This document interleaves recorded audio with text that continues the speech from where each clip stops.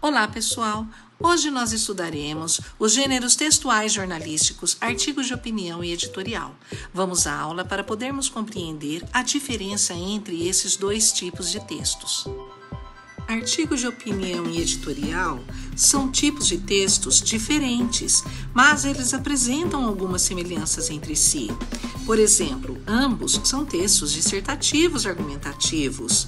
Eles têm em comum um fato, uma opinião e um argumento, sendo que fato e opinião são a tese do texto e o argumento é a defesa dessa tese. O artigo de opinião editorial, diferente dos outros textos que compõem um jornal de caráter informativo, são textos opinativos.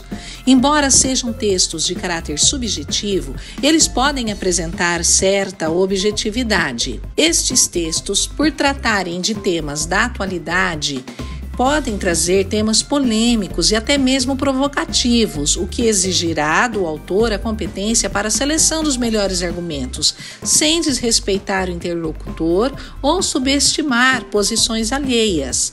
São textos a ser publicados em veículos de comunicação dos mais diversos, como, por exemplo, jornal, revista, rádio, website, blogs e outros. Nesse sentido, é fundamental adequar a linguagem, prevendo as características do público que acessa aquele determinado meio. O título deve ser atrativo, convidativo. Neste texto, a criatividade faz com que o leitor adere às ideias a serem defendidas no artigo.